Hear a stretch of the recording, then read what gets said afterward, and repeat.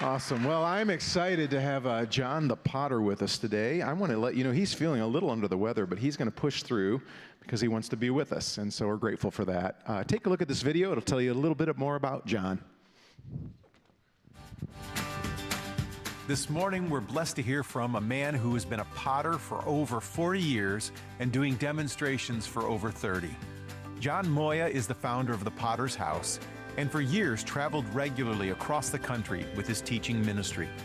Jon transforms a lump of clay into a finished vessel, vividly demonstrating different aspects of the spiritual growth of a Christian. Jon is currently spending focused time with his family, building an art gallery, and working in various mediums of art. He teaches Sunday school class, hosts an inventors group, and is building a pottery studio at his church. Jon is a favorite at Bethel University, and you are sure to enjoy his sense of humor and insights. Would you please welcome back to Bethel University, Jon Mourglia.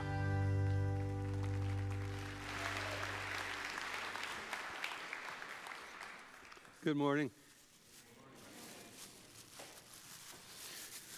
I'm the old guy that's been hanging around at the cafeteria there.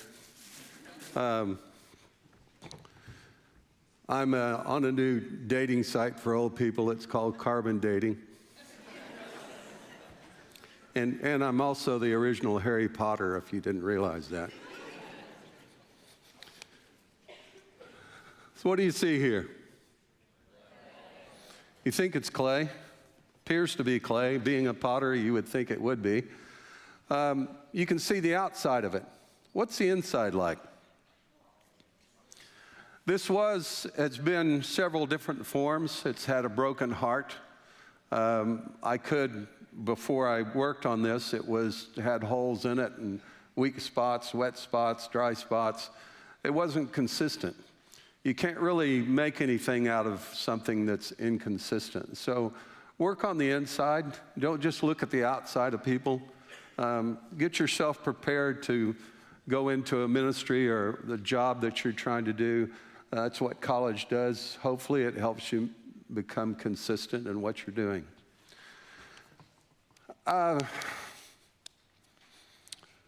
This is a raw material for a potter. What's the raw material for a Christian? Faith. Faith is a substance of things hoped for. It is the evidence of things not yet seen. Does this look like what it's going to become? After it becomes what it becomes, some people forget about the faith that it took to get there. We need to work with the raw material, allow God to shape and mold it, make it into something useful. This was dug from a pit in the ground. Y'all ever been in the pits? It's a clay pit. There's mental depression. He'll take us out of it. Psalms 40 says, He inclined to me and heard my cry.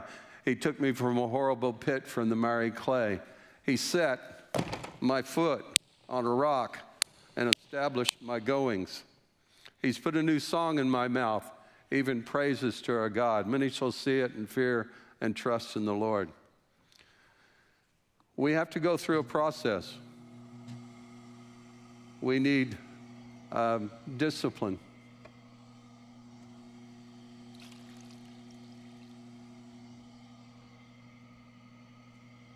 Y'all like discipline?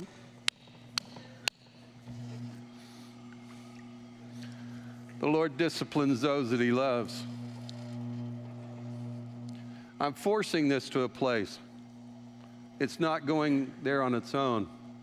Sometimes when you ask God to shape you and form you, it'll feel like force. I want this to move, but I don't want it to fight my hands. I want it to be move, but be still at the same time. Can you make something move and be still at the same time? Did you ride a car here today or a bike? You ever been in a vehicle that had a tire out of balance? What was the ride like? Even on a smooth road, your ride was rough. God's a God of the active, not a God of the dead. We're supposed to move and be still at the same time. I'm lining up the center of the lump with the center of the potter's wheel. You will not make a good vessel out of a self-centered lump. There's a way that seems right to a man, but it leads to death. We need to get focused.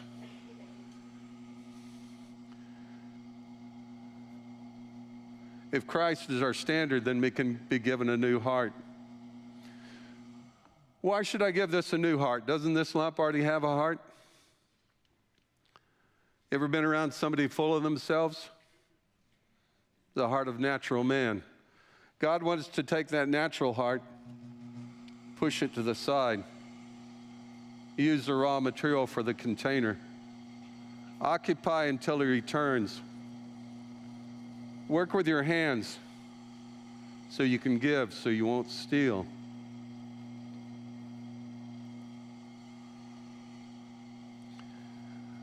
I'm pushing my hands into the center. As a creator, I'm creating emptiness. Y'all like emptiness? You know, the emptier this becomes, the more it can hold. I could stop here and say this is a form, but it has thick walls and a small heart. To whom much is given, much is expected. We need to grow up. We need to take what we've been given, not always depend on stability or what appears to be stability, and increase the volume of the heart. I don't know about you all, but I'm having a lot of fun. I enjoy doing what I do. Brings me a sense of accomplishment. I produce a product.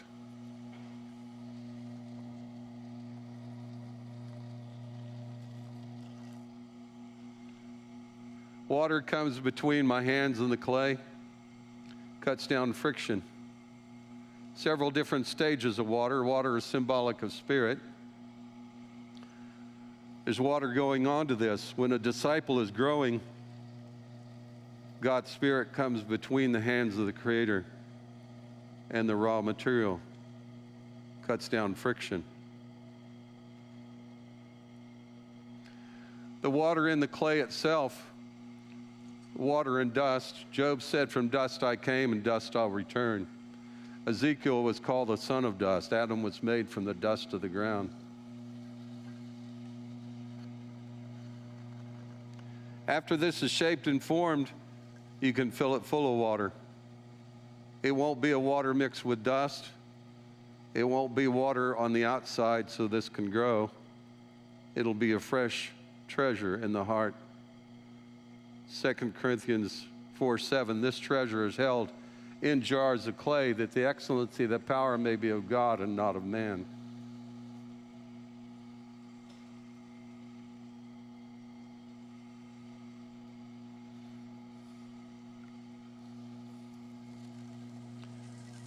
I've not meant to deceive you all,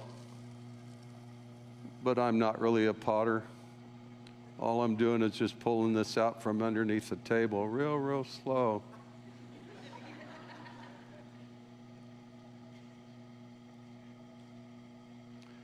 I'm shaking a little bit. I probably shouldn't have had coffee this morning. But I guess it makes it distinctive that people would know that that's my pottery.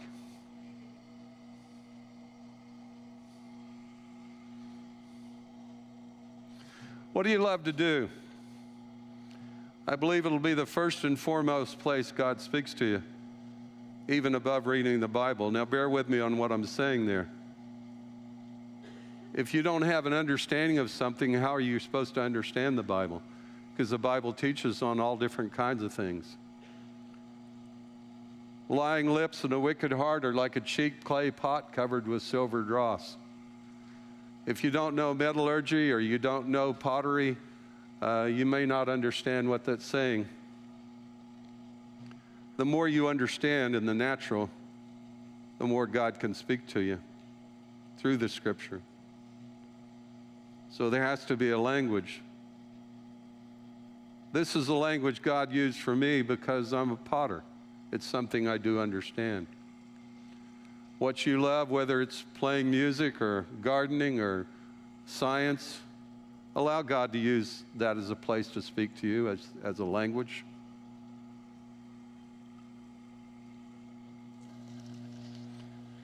I've helped several different people start ministries based on what they love and understand. A wood carver, an archer, somebody that makes bread.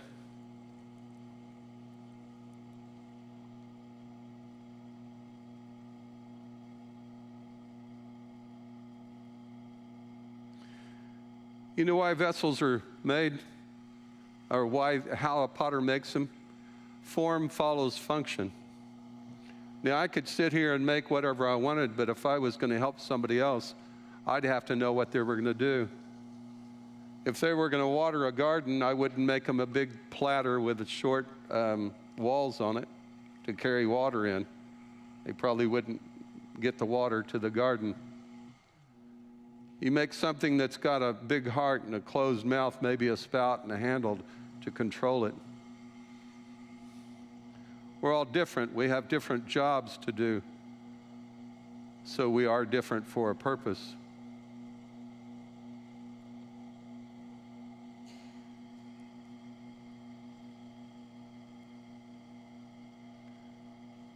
Things are done in balance. I'm using water on this, but if I use too much water, it'll make it weak, especially if it settles down in the bottom. The bottom will saturate as clay dries, it shrinks. If the bottom is saturated with water, then it'll shrink last, and it'll cause a crack to be in the base, produces a crackpot. So keep things in balance. I'm putting pressure on the outside, and I'm putting pressure on the inside. I'm holding my hands the same distance apart, and I'm coming upward with it. The clay has to go someplace so it moves upward.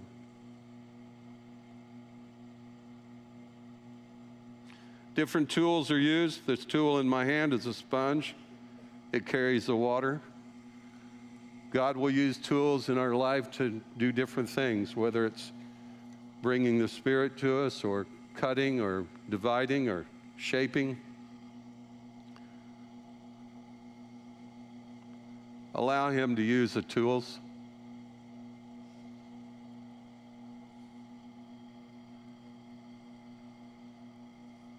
Like I said, this one was to bring the moisture. I'm getting ready to enlarge the heart of this. If there's too much moisture on this, like I said, it'll cause it to be weak. So this tool takes water away. You said, well, water is symbolic of Spirit. Why would God take that away?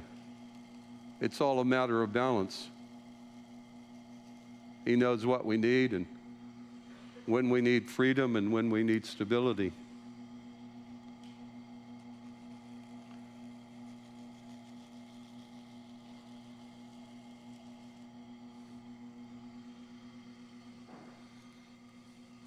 This tool's purpose, not just to clean the outside, but to shape and clean the inside.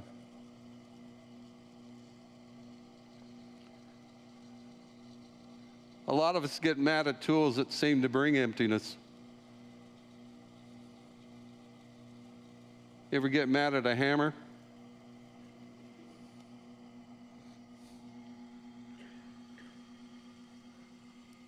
The Creator knows what He's doing. Allow Him to do His work.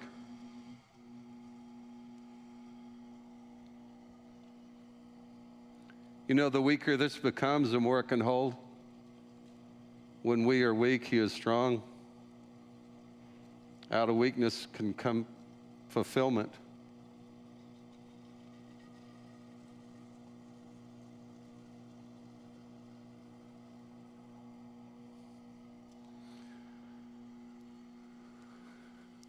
It's off a little bit on the top here.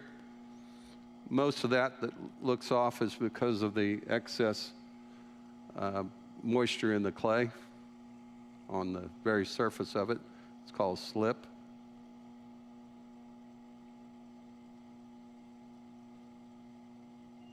Top of this is called the mouth. If you have any problems finding yours, underneath your nose. Out of a man's heart, so shall he speak. A lip needs to be made correctly. I made a bunch of pictures when I first started making pictures. I gave some away, I sold some. Had one guy came and he said, brought one of them in that I'd made, and he said, "What do you call this?" And I said, "A pitcher." He went to the sink and filled it up and poured out, and the spout didn't work right on it. It just ran down the side. It made a big mess. He said, "What do you call it now?" This is a tool. Y'all recognize that tool? It helps smooth the lip. It's what money can do. I found out it doesn't really make any difference what denomination it is, as long as it's held in the hand of the Creator, it can do the job.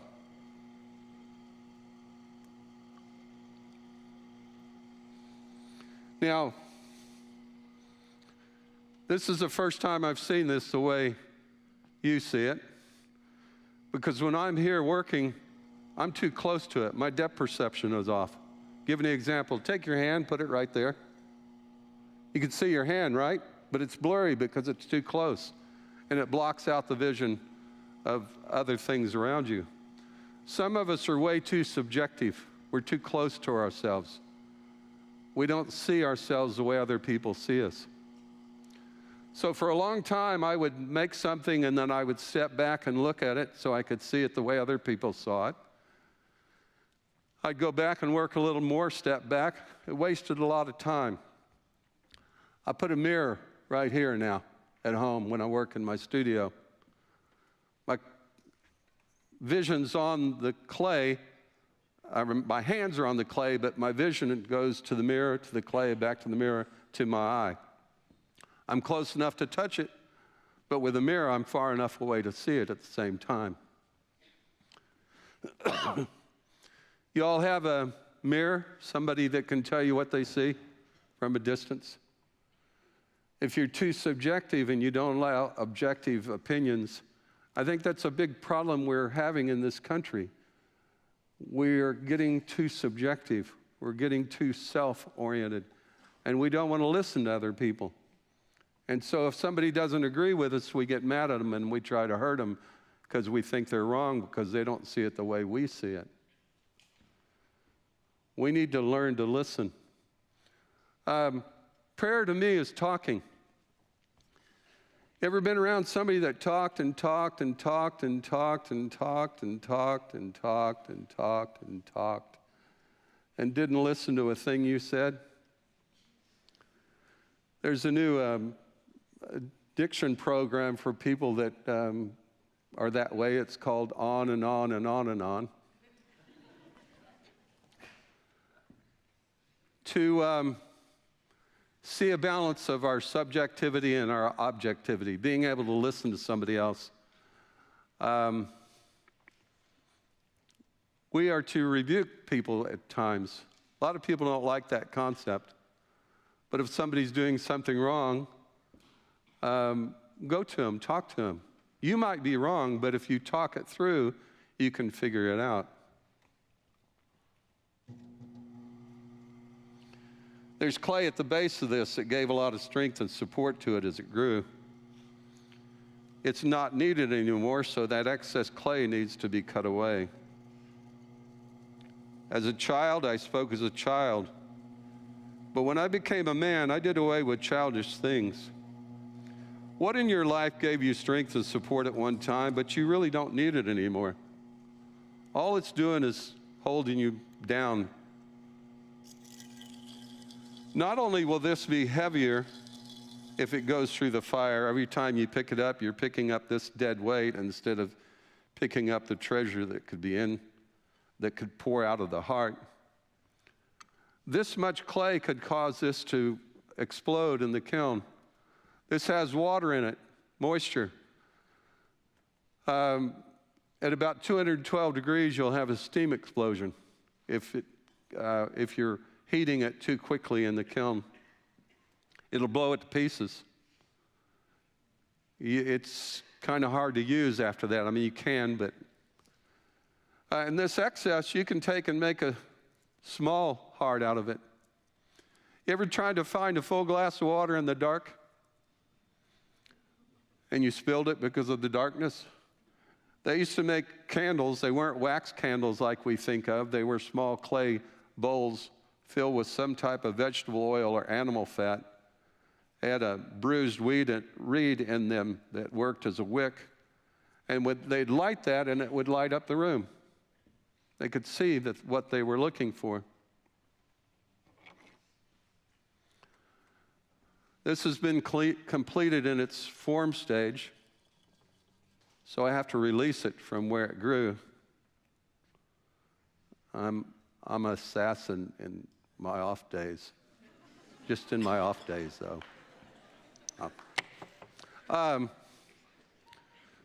So, what do you see here? What is this?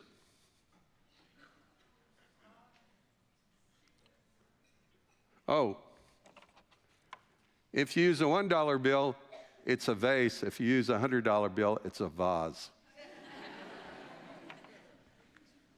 What is this? Let me make it easier for you. What is it? Why was it so hard to say it was clay when it was standing there? You saw me shape it. You saw me make it. It looked like something. Why do we call something a certain thing by its appearance when it has no strength at all? I could take one of these and put it in the rain, and I could have taken this and put it in the rain. The rain would fill this one up, and it would wash this one away back into a pit similar to what it came out of. Count it all joy when you encounter fiery trials. These have been through the fire. These have been transformed. This is like a sandcastle that was here. A bunch of little particles stacked on each other, shaped, formed. Some have a form of godliness, but they deny the power thereof. We have to have the fire. I like systematic progressions. I like step-by-step procedures. First, suffering brings patience, experience, hope, and hope doesn't make us ashamed. I shared this in one of the classes that I was speaking in here yesterday, I believe. But let me see the hands of people here that like to suffer. We have counselors. If you're learning to play a guitar, your fingers start out tender. You press down on those strings, it hurts. You can also get to the point where you get blisters. And I've seen people where the blisters have popped and they're still pushing down on those strings, trying to learn how to play music. So they suffered. But if you stop and rest for a bit, you know what will happen to those open wounds? They'll become calluses. You will lose some sensitivity. I think some of us need to lose some sensitivity in certain areas. Because if we don't, we won't go on to things that are more important. We will never learn how to play the music. I don't know about you, but I try to teach people how to play. Not an undisciplined play, but a disciplined play, where they learn to go through the steps and the processes so they can become strong. So first suffering and then patience. You ever gotten blisters on your brain from thinking on something so hard? I imagine a lot of you here in college are having that struggle. But if you let those heal, you'll get calluses. You will lose some sensitivity that's going to get in your way. I work sawmill, cut trees down, all different kinds of stuff. I've got calluses on my hands unless I'm using the potter's wheel a lot and it wears them off. So I know what calluses are like and I know what not having calluses are. But we need to learn to be calloused in some areas so we can go on. Clay is water and dust. Water brings freedom, dust brings stability. Suffering and patience, two different materials. I don't have to mix water and dust together.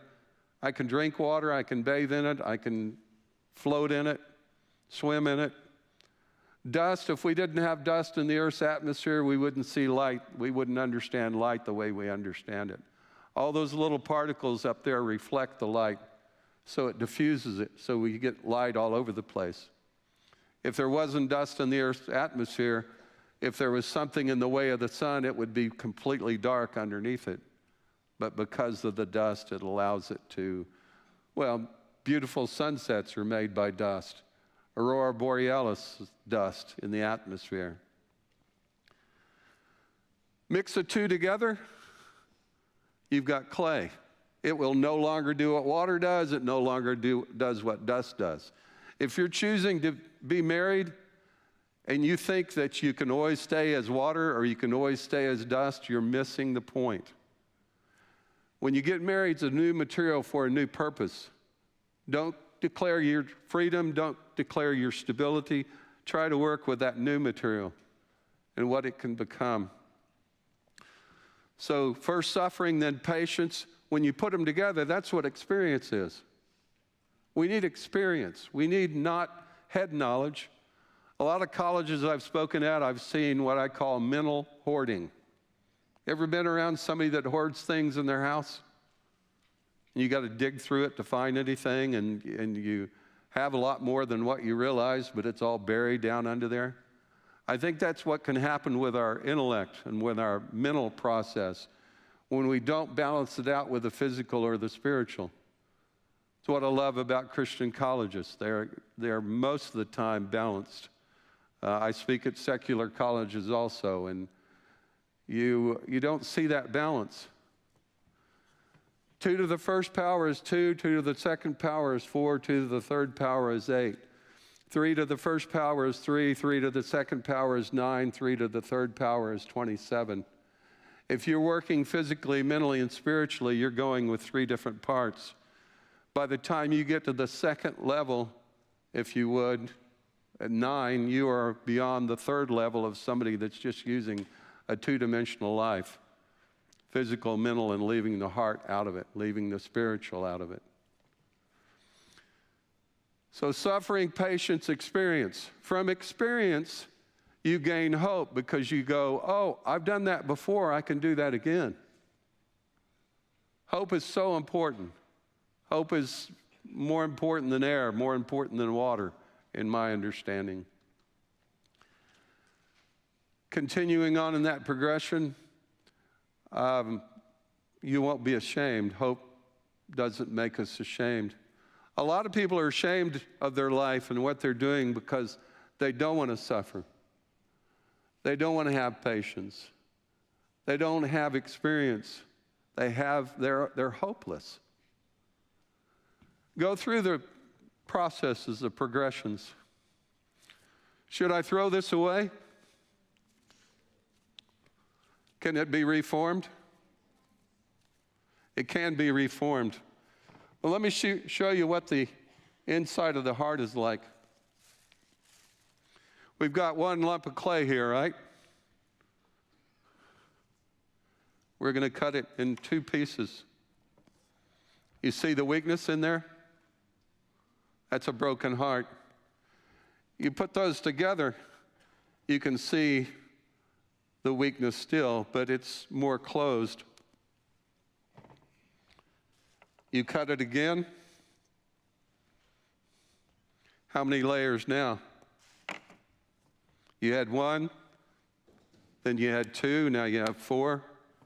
You cut it again, it's 8. You cut it again, 16, 32, 64, 128, 5. I drew a blank. It goes on and on. You know how many times you have to cut this to get 1,000,000 layers in it? What would you think? You know, don't talk much, do you? 21 cuts, and you've got 1,000,000 layer. Your 22nd cut, how many layers do you have? Real difficult, you know, 1 and 1. 2 million, 4 million, 8 million. If I've got 8 million layers from here to here, how thin will each layer be? You know, they won't be layers anymore. The micron size of the clay will be thicker than the layers, so it becomes consistent. A lot of us need to open up to our weakness. Confess your sins one to another. Don't just blab it out to anybody. Find somebody that you see as trustful. You see it in their life, not in what they say, in their actions. And talk to them. Open up to them. Then when you close, there's healing. You open up again, and there's less weakness. You close, and there's more healing. If you do that over a period of time, I don't have to cut this if I do it 21 times. I don't have to cut it anymore. It's healed. We need to have healing by opening up and sharing our weakness with others and allowing ourselves to heal and allowing other people to heal.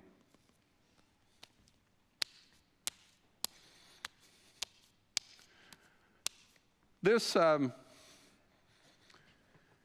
came from a low spot where water normally is. There's clay. There's a process called levigation, where in a stream, if it's moving real rapid, it's carrying rocks this size, and some this size, and some this size, and some this size, and on and on and on, where it goes from boulders to clay. And there's as much variation in clay as there is from boulders to clay. So there's a refinement that happens there.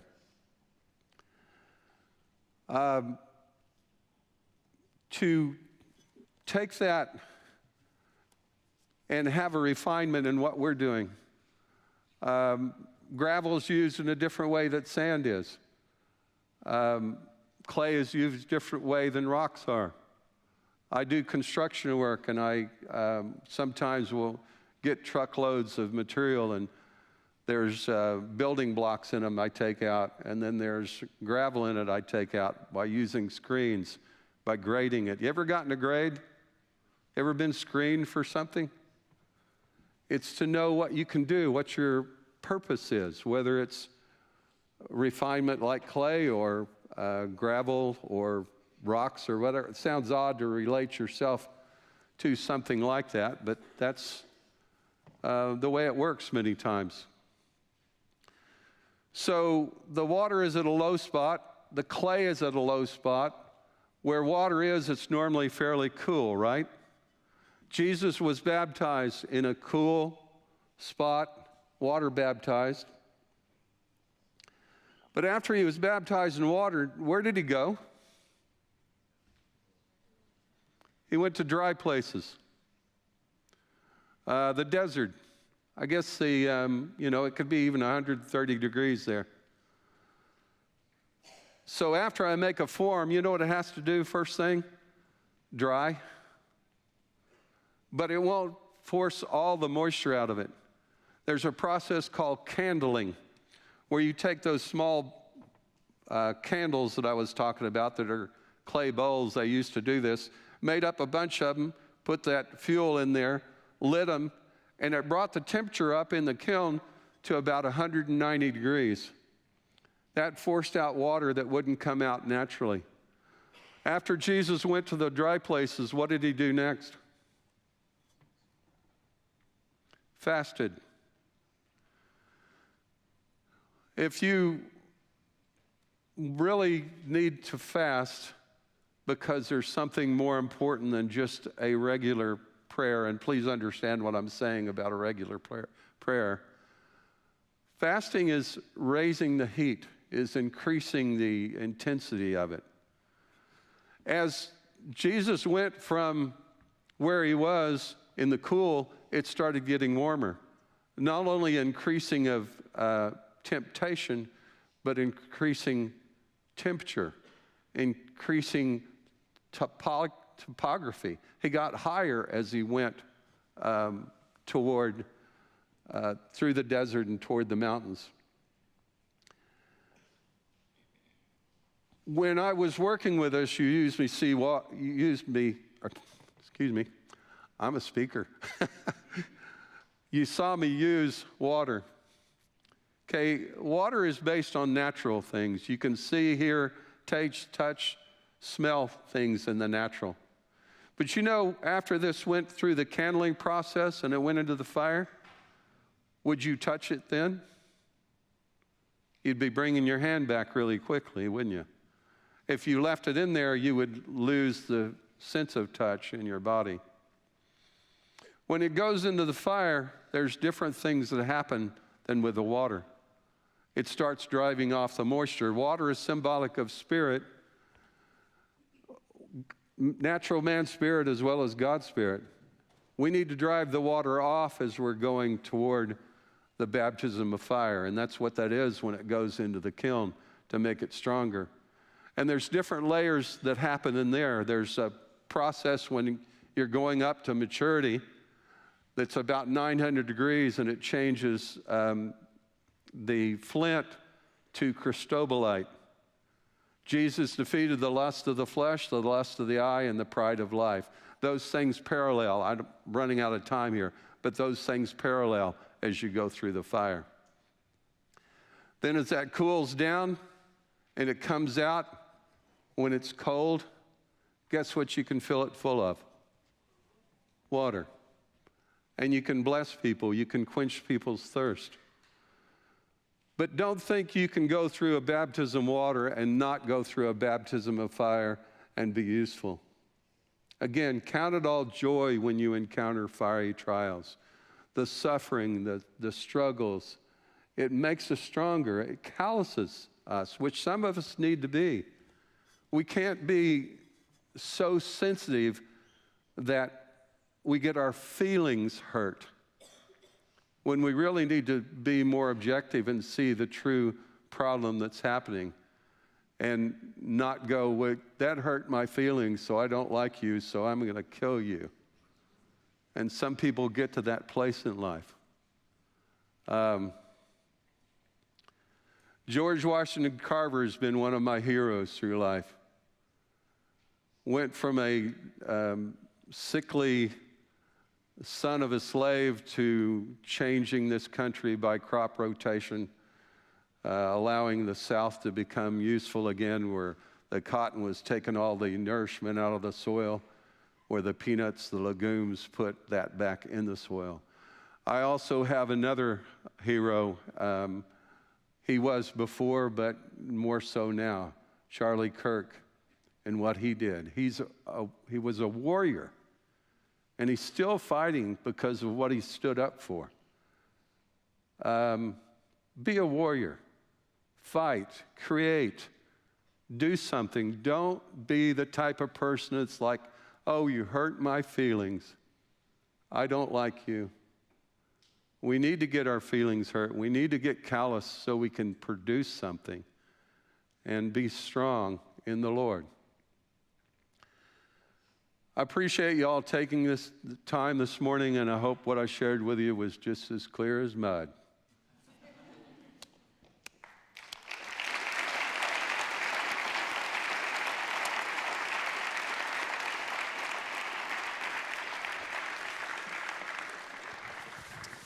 John, it's always good, and thank you for visiting some classes, and yeah. Bless you. So as you exit today, would you send up a prayer for John as he travels home, and just that God would continue to bless his life and his ministry, and that the wisdom that he shared with us today would take root in our lives. God bless you, friends. I'll see you on Monday. Have a wonderful weekend. You're dismissed.